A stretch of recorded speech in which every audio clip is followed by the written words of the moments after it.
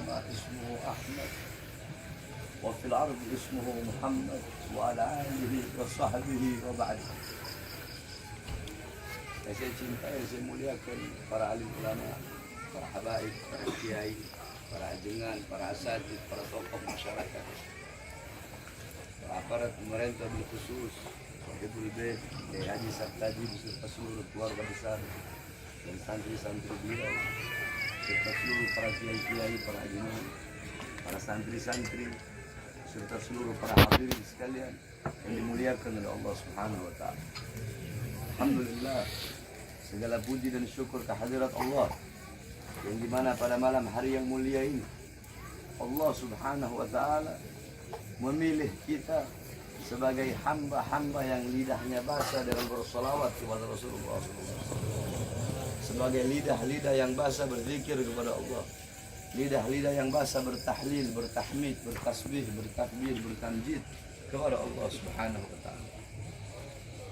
Segala puji dan syukur kehadirat Allah yang telah menanamkan dalam hati kita mahabbah, kecintaan kepada Rasulullah, sehingga kecintaan itulah yang mendorong langkah kaki kita untuk duduk di majelis, untuk bergembira, untuk memuliakan, untuk mengagungkan hari daripada kelahiran baginda Nabi besar Muhammad sallallahu alaihi wasallam.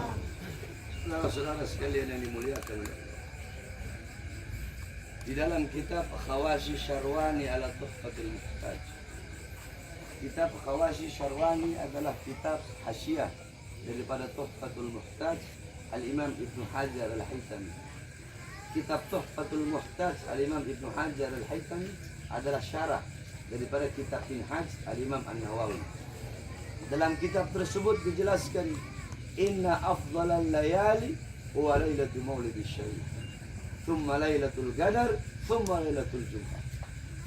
Kata muallif, sesungguhnya malam yang paling utama, malam yang paling mulia, malam yang paling agung adalah malam kelahiran baginda Nabi besar Muhammad sallallahu alaihi wasallam. Setelah malam kelahiran Nabi, baru malam Lailatul Qadar.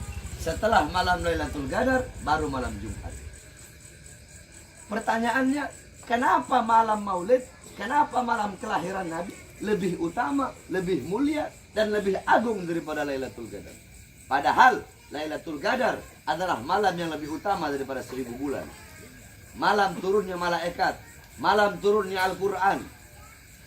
Tapi kenapa malam Maulid lebih utama, lebih mulia, dan lebih agung daripada Lailatul Qadar? Al-Imam Al-Qastallani radhiyallahu an dalam kitabnya beliau menjawab, malam Maulid lebih utama, lebih mulia, lebih agung daripada Lailatul Qadar karena 3 sebab, 3 perkara.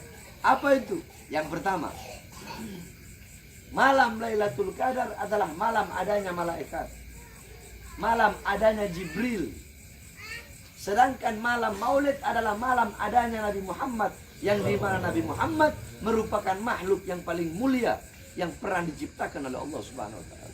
Makhluk paling mulia, makhluk paling sempurna sepanjang zaman dan sepanjang masa. Mana lebih mulia? Adanya malaikat atau adanya Nabi Muhammad? Sudah tentu adanya Nabi Muhammad lebih mulia daripada adanya para malaikat. Itu yang pertama. Yang kedua, malam Lailatul Qadar adalah malam yang dimana pada malam tersebut Lailatul Qadar Allah anugerahkan untuk siapa? Untuk umat Nabi Muhammad saja, bukan untuk umat-umat yang lain. Lailatul Qadar Allah anugerahkan untuk umat Nabi Muhammad, bukan untuk umat-umat yang lain. Sedangkan lahirnya Nabi, malam Maulid, kelahiran Nabi, adanya Nabi, bukan hanya untuk umat Nabi Muhammad saja, melainkan merupakan rahmat, anugerah Allah untuk seluruh alam semesta. Sebagaimana dalam Al-Quran, wa ma arsalnaka illa rahmatan lil alamin. Tidak aku utus engkau wahai Muhammad kecuali engkau adalah rahmat bagi seluruh alam semesta. Lailatul Qadar adalah rahmat Allah untuk umat Nabi saja. Sedangkan malam Maulid, kelahirannya Nabi, itu adalah rahmat Allah untuk seluruh alam semesta, bukan hanya untuk umat Nabi Muhammad saja. Yang ketiga, Lailatul Qadar adalah anugerah Allah, karunia Allah yang Allah berikan kepada Nabi Muhammad. Sedangkan malam maulid adalah malam lahirnya sosok yang diberikan anugerah tersebut. Berarti kalau tidak ada maulidnya Nabi, tidak ada lahirnya Nabi, tidak akan ada yang namanya Lailatul Qadar. Kenapa? Karena Lailatul Qadar Allah berikan untuk Nabi Muhammad. Berarti kalau nggak ada maulidnya Nabi, tidak akan ada yang namanya Lailatul Qadar. Bahkan Al-Imam Abu Ya Said Muhammad bin Alwi Al-Maliki, beliau pernah menukil perkataan syair daripada Al-Imam Said Muhammad Amin Gudbi. Qala Al-Imam Said Muhammad Amin Gudbi, ya Lailatul Itsnin madha safahat. Wahai malam Senin, apa yang telah menyapamu? Kau begitu mulia, kau begitu agung, kau begitu sempurna, wahai malam Senin.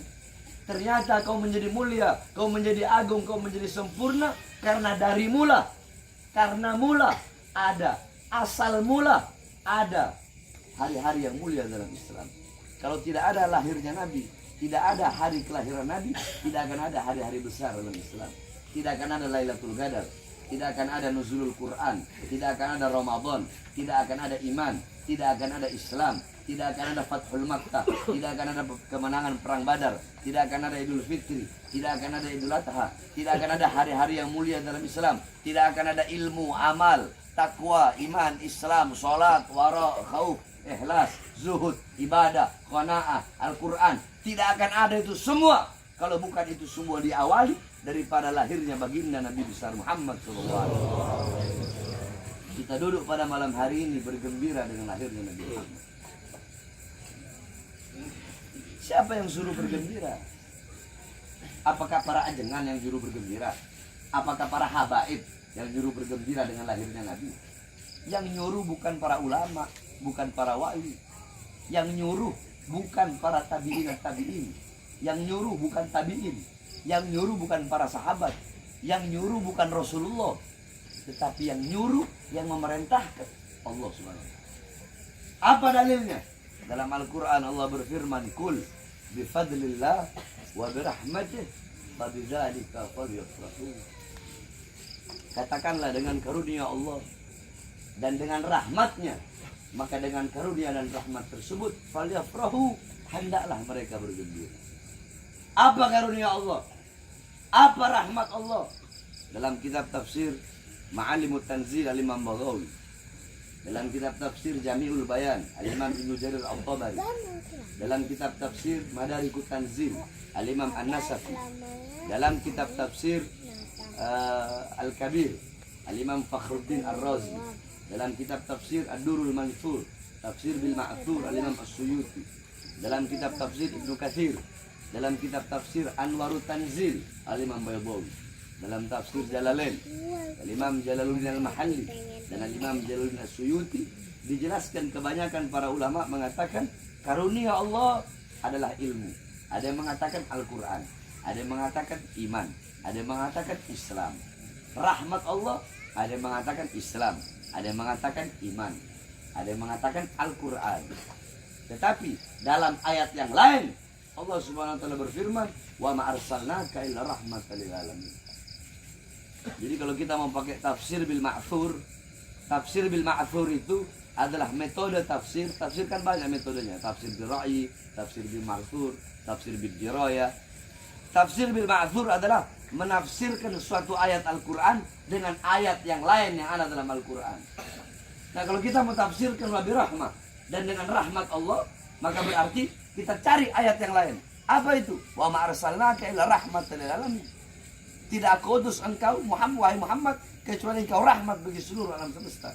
Nabi Muhammad adalah rahmat Allah yang paling besar, nikmat Allah yang paling besar.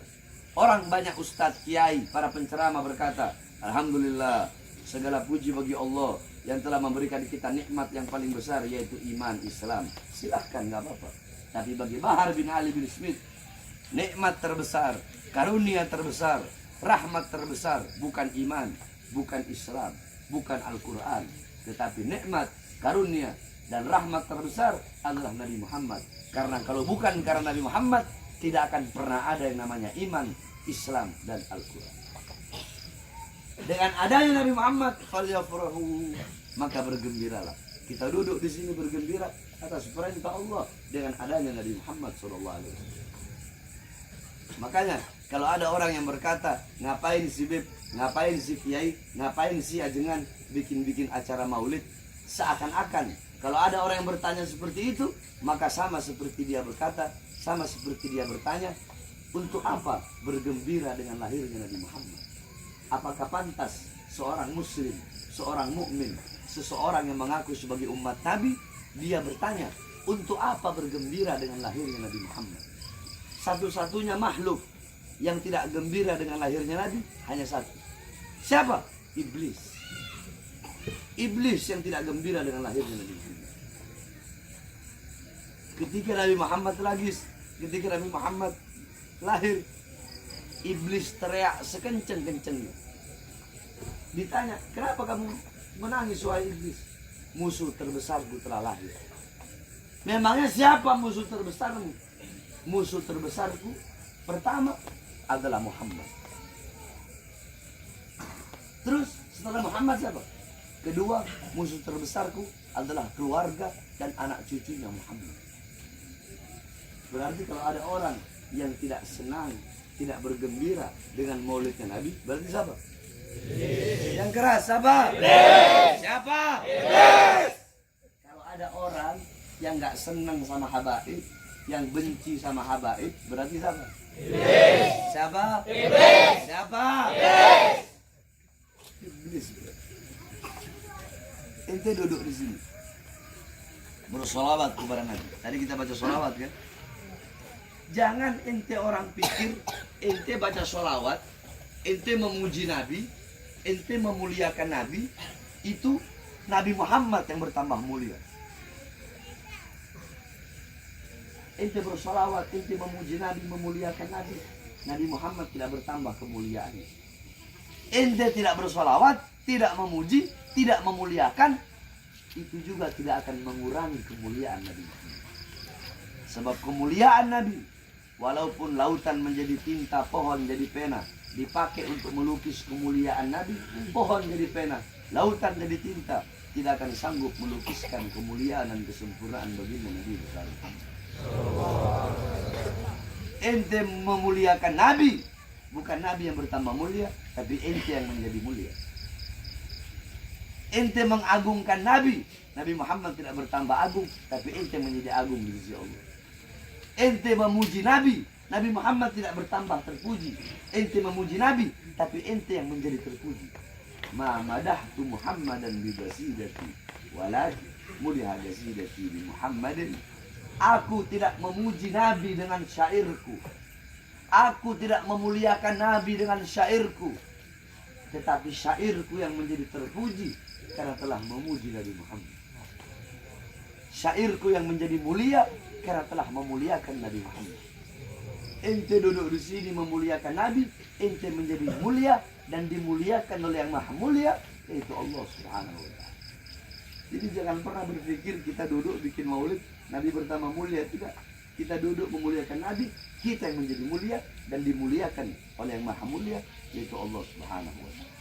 Panjang kalau anda mau jelaskan tentang maulid Nabi Muhammad SAW. Intinya, pulang dari acara maulid, ambil intifa, ambil istifadah, ambil manfaat, ambil keutamaan daripada sirah Nabi Muhammad. Tadi sudah dibacakan maulid Syaraful Anam. Bagaimana sirah Nabi, ilmu Nabi, ajaran Nabi, akhlak Nabi, adabnya Nabi, waraknya Nabi, amar ma'rufnya Nabi, nahi mungkarnya Nabi. Jadi kalau mau ikut, ikuti semua. Jangan hanya ngikut akhlak Nabi, adab Nabi, tapi amar ma'ruf nahi mungkarnya Nabi ditinggalin. Sebaliknya, jangan cuma ngambil amar ma'ruf nahi mungkar jihadnya saja, tapi akhlaknya, adabnya, sopan santunnya ditinggalkan. Jangan. Ambil semua. Sebab banyak ulama-ulama sekarang ini. Ulama sekarang, penceramah sekarang, ada dua model. Yang pertama, dia jelaskan Nabi Muhammad akhlaknya luar biasa, rahmatan lil alamin, penuh dengan kasih sayang, adabnya Nabi, akhlaknya Nabi. Udah, cukup. Dia hanya jelaskan itu saja. Dia tidak jelaskan bagaimana amar ma'rufnya Nabi, nahi mungkarnya Nabi, keberaniannya Nabi, bagaimana marahnya Nabi ketika Islam dihina, ketika ada Nabi palsu. Dia tidak jelaskan itu. Sehingga umat tahu, oh Nabi itu cuma berakhlak, Nabi itu beradab, sopan santun. Sebaliknya, ada juga ulama yang kalau ceramah itu yang dibawa hanya keras-kerasnya saja. Nabi Muhammad berperang, Nabi Muhammad nahi mungkar, Nabi Muhammad bakar masjid Diror. Akhlak Nabi nggak dibawa, adab Nabi nggak dibawa, sopan santunnya Nabi nggak dibawa. Nah ini kan namanya nggak insaf, nggak tawasud, nggak tawazun. Jadi harus tawazun, harus tawasud. Bawa akhlak Nabi, bawa adab Nabi, bawa juga ketegasan Nabi. Paham? Jadi biar umat itu nggak berpikiran Nabi itu lembut aja, atau sebaliknya Nabi itu tegas saja. Jadi yang tegas, jangan menghilangkan kelembutan Nabi Muhammad. Jangan hilangkan akhlak dan adab Nabi Muhammad. Sebaliknya, mau bahas akhlak, mau bahas adab, mau bahas kelembutan, jangan pernah hilangkan ketegasan baginda Nabi besar Muhammad. Pulang dari sini, bawa itu semua. Ilmunya Nabi, akhlaknya Nabi, adabnya Nabi, lembutnya Nabi, tegasnya Nabi, amar ma'rufnya Nabi, nahi mungkarnya Nabi. Khususnya para anak-anak muda. Syubbanul yawm rijalul qad. Ini wasiatan. Syubbanul yawm rijalul qad. Pemuda-pemuda masa kini adalah pemimpin-pemimpin masa depan. Baik buruknya kita punya negara ke depan. Baik buruknya kita punya agama ke depan. Baik buruknya kita punya bangsa, kita punya rakyat ke depan, tergantung kalian para anak-anak muda. Karena anak-anak muda sekarang bakal menjadi pemimpin di masa depan. Pemimpin negara, pemimpin bangsa, dan pemimpin agama. Maka bagus rusaknya negara, bagus rusaknya bangsa, baik buruknya agama, pemegang-pemegang agama ke depan, tergantung anak-anak mudanya. Kalau anak-anak mudanya baik, taat, patuh, tunduk kepada Allah, anak-anak mudanya mengosongkan hati dari dunia, dari harta, dari pangkat, jabatan, tahta, kekuasaan, dari perkara-perkara yang membuat lalai kepada Allah, dari perkara-perkara yang membuat lupa kepada Allah, besok bangsa kita bakal baik, negara kita bakal baik, bakal dipegang oleh orang-orang yang baik, bakal dipegang oleh penguasa-penguasa yang baik, ulamanya, agamanya bakal dipegang oleh ulama-ulama yang lurus, bakal dipegang oleh ulama-ulama yang baik. Tapi kalau anak-anak muda zaman sekarang rusak, anak-anak mudanya narkoba, anak-anak mudanya mabok-mabokan, anak-anak mudanya nongkrong, anak-anak mudanya melacur, anak-anak mudanya berzina, besok bangsa kita bakal rusak. Besok negara kita bakal hancur, dipegang oleh orang-orang yang rusak, dan agama bakal dipegang oleh ulama-ulama yang su. Oleh karenanya, kalian wahai para pemuda-pemudi Islam, nah baik buruknya bangsa, baik buruknya agama ke depan berada di tangan kalian. Maka jadilah kalian pemuda-pemuda Nabi Muhammad, pemuda-pemuda yang memegang panji Rasulullah, pemuda-pemuda yang mengikuti ajaran Rasulullah, pemuda-pemuda yang dimana menjadi penyambung lidah Rasulullah, pemuda-pemuda yang menerima tongkat estafet perjuangan Rasulullah SAW. Jangan pernah capek, jangan pernah lelah di dalam menyampaikan kebenaran. Jangan pernah capek. Anak keluar masuk penjara, keluar masuk penjara. Tahun 2020 baru bebas. 2 hari bebas. Anak ceramah di pondok pesantren. Itu mungkin masih ingat kalau ada yang hadir. Anak ceramah 2020. Anak baru bebas 2 hari. Anak ceramah. Apa isi ceramah? Waktu itu lagi coronanya. Anak bilang, "Hei Jokowi, rakyat kau kurung dalam rumah. Tidak kau kasih makan, tidak kau kasih uang, tidak kau kasih sembako. Kau mau bikin mati rakyat? Hei Jokowi, mal-mal asing buka, mal-mal milik asing buka, tapi warung-warung kecil kau suruh tutup. Warung-warung kecil milik pribumi kau suruh tutup. Hei Jokowi, berapa banyak pengangguran di Indonesia, tapi tenaga kerja di musim corona kau kirim terus dari asing." Habis sana ceramah, besoknya dibawa ke Nusa Kambangan. Anak tanya, ceramah itu bela siapa? Bela diri anak, bela keluarga anak, bela murid anak, atau bela rakyat? Rakyat. Yang keras. Rakyat. Siapa yang anak bela? Rakyat. Siapa yang anak bela? Rakyat. Udah, ditahan lagi 2 hari, baru bebas 2 hari. Keluar 2021 akhir. Bebas. Belum sampai 1 bulan, udah masuk penjara. Kenapa? Karena anak bahas 6 laskar. 6 laskar yang wafat, 6 laskar yang tewas, dibantai. Anak masuk. Anak tanya, anak masuk penjara, ceramah, membahas 6 laskar, mengharapkan keadilan. Apakah 6 laskar itu Apakah mereka bukan rakyat? Apakah mereka bukan pribumi? Apakah mereka bukan bagian dari Indonesia? Apakah mereka bukan bagian dari bangsa dan rakyat Indonesia? Mereka rakyat apa bukan? Rakyat apa bukan? Rakyat apa bukan? Berarti anak masuk penjara siapa yang bela?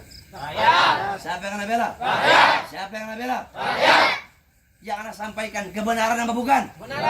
Kebenaran apa bukan? Makanya kalian para anak-anak muda Islam, jangan pernah takut untuk menyampaikan kebenaran. Laumata lain, walaupun seluruh dunia, walaupun seluruh alam semesta harus mencaci makimu, membencimu, jangan pernah engkau capek dan lelah untuk menyampaikan kebenaran. Jangan pernah engkau takut di dalam menyampaikannya hak itu hak dan yang batil itu batil. Sampaikan kepada mereka, para pengkhianat-pengkhianat bangsa, para koruptor-koruptor, para pejabat-pejabat yang suka membuat kebijakan-kebijakan yang menyengsarakan rakyat, kebijakan-kebijakan yang membuat rakyat susah. Sekarang BBM naik, anak tanya, itu kebijakan pejabat, kebijakan pemerintah. Kalian merasakan susah atau tidak? Susah. Jawab yang keras. Susah. Jawab yang jujur. Susah. Susah apa tidak? Susah. Oleh karenanya anak-anak muda Islam, para pemuda-pemudi kalian semua harus bangkit. Sampaikan kebenaran. Jangan pernah takut. Sampaikan kepada mereka. Ana Bahar bin Smith. Sampai sekarang ana nggak pernah. Tidak ada kata kapok.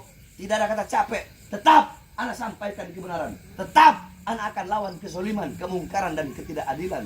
Sekalipun tubuh ana harus dicincang-cincang. Sekalipun tubuh ana lau tani irban. Sekalipun tubuh Bahar bin Smith harus dipotong-potong, harus dicincang-cincang. Jangankan cuma di penjara, jangankan cuma di penjara, jangankan cuma dibunuh. Sekalipun badan saya harus dipotong-potong, dicincang-cincang agar saya berhenti untuk menyampaikan kebenaran, agar saya bungkam, agar saya diam, tidak melawan kezaliman. Demi Allah, semakin dipotong-potong, semakin dicincang-cincang, maka Bahar bin Smith akan semakin menyampaikan kebenaran sampai titik darah. Makanya anak-anak muda yang hadir di sini saya tanya semuanya, siap bela Islam? Siap. Siap bela Islam? Siap. Siap bela bangsa? Siap. Siap bela agama? Siap. Siap bela Indonesia? Siap. Allahu Akbar. Allahu Akbar. Siap sampaikan kebenaran? Siap. Siap sampaikan kebenaran? Siap. Walaupun di penjara siap? Siap. Walaupun harus mati siap? Siap. Allahu Akbar. Allahu Akbar. Sekarang ngomong siap di penjara ampun kamu. Ampun Pak, abdi ente salah Pak. Iya di Bahar Pak. Buhun apa buhun? Man, bukan apa bahasa Sundanya bukan? Lain. Hah? Lain Abdi Pak, lain. Lain.